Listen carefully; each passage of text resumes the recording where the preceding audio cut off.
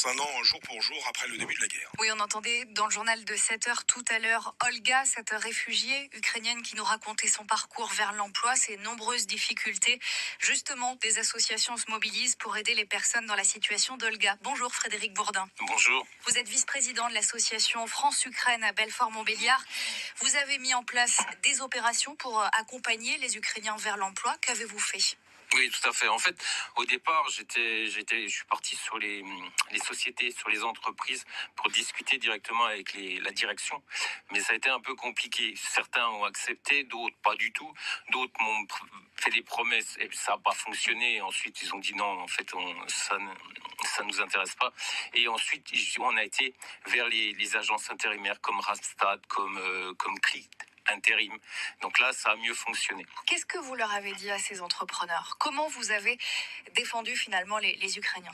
En fait, il y a un blocage parce que beaucoup de ces Ukrainiens ne parlent pas français. Du moins, une grande majorité ne parle pas français. Donc il y a un blocage par rapport aux directeurs qui ont peur de ne pas pouvoir communiquer.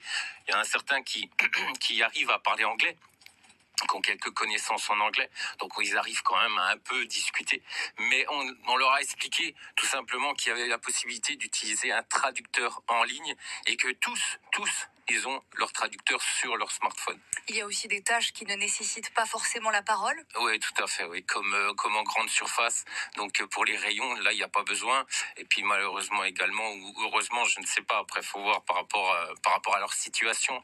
Parce que bon, ils sont très diplômés, hein, ça, voilà, niveau bac minimum. Donc voilà, donc des fois c'est un peu difficile de leur dire vous allez faire du ménage.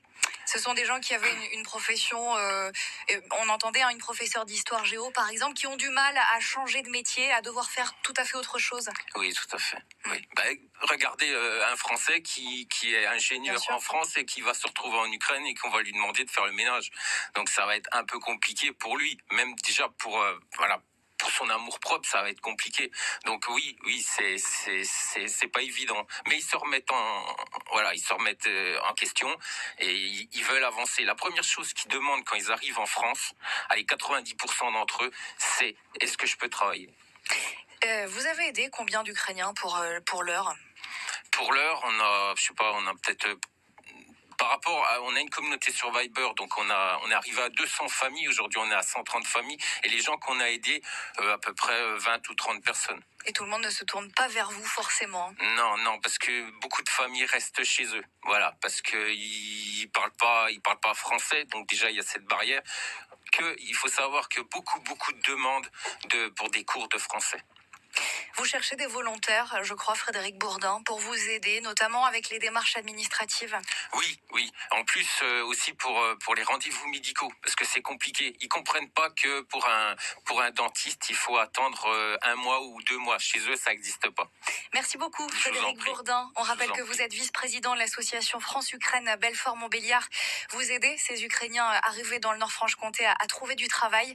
Oui. Merci beaucoup. On rappelle que c'est aujourd'hui, ça fait 1 an jour pour jour que l'invasion russe en Ukraine a débuté.